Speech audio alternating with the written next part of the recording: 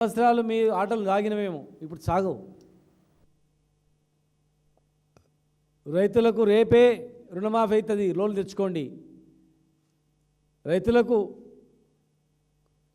రైతు కూలీలకు కౌలుదారులకు కూడా మేము ఇస్తాం. కౌలుదారులు ఎక్కువ కూడా బీసీలు ఉన్నారు, ఎస్సీ ఎస్టీలు ఉన్నారు, బీసీ వర్గాలు ఉన్నాయి. మీకు కూడా రైతు బంధు ఇస్తాం, మీకు కూడా భరోసా ఇస్తామన్నారు. నట్టేట రైతులను ముంచింది, నట్టేట కుల వృత్తులన్నీ నాశనం విధ్వంసం చేసింది, మొత్తం విధ్వంసం చేసింది. అత్యధిక బీసీలలో బతుకు తెరువు చేపలు పట్టుకోవడం, అత్యధిక శాతం గొర్రెలు మేపడానుకోవడం, అత్యధిక శాతం చేనేత పనులు చేసుకోవడం, అత్యధిక శాతం చెట్లెక్కి గల్లు గీయడం, అత్యధిక శాతం బట్టలు ఉతుకోవడం, ఎన్నో వృత్తులు ఇవన్నీ. నాయ బ్రాహ్మణులు మరి ఈరోజు కనీసం ఒక్క వృత్తి కూడా బాగుపడలే. ఎన్నెన్ని చెప్పారు అసలు, ఒక్క అంశం అని ఉందా ఈ బడ్జెట్లో? 3 లక్షల కోట్ల పైగా ఉన్నటువంటి బడ్జెట్లో 56% అని మీరే డిక్లేర్ చేసిర్రు, 60% పైన ఉన్నా కూడా. మరి 56% మీరు ఇచ్చిన బడ్జెట్ ఎంత?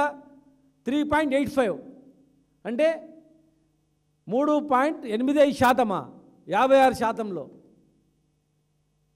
ఇప్పటి వరకు ఖర్చు చేసింది 5,300 కోట్లు మాత్రమే ఈ 2 సంవత్సరాల్లో కూడా.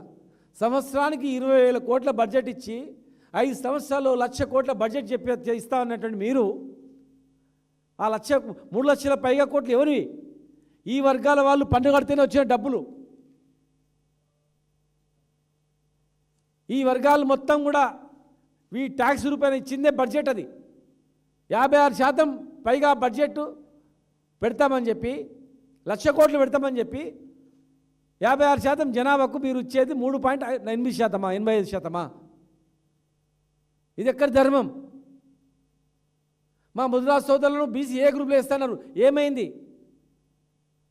100 రోజులలో గొల్ల కుర్మలకు 2వ విడత స్కీమ్ ఇంప్లిమెంట్ చేస్తామన్నారు, డబ్బులు బ్యాంకులో వేస్తామన్నారు, ఏమైంది? మున్నూరు కార్పొరేషన్ ఏమైంది?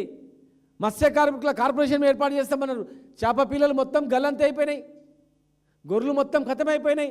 కనీసం చనిపోయిన గీతా కార్మికులకు ఇస్తాన్న 10 లక్షల రూపాయల ఎక్స్గ్రేషియా కూడా ఇవ్వకుండా మీరు జీవితాలతో చెలగాటమాడుతూ ఉన్నారు. చేనేత కార్మికులు రోడ్ల మీద పడ్డారు. ఇప్పుడు ఒక్క సబ్సిడీ లేదు, పట్టించుకుని నాతుడే లేడు, మళ్ళీ ఉరితాడు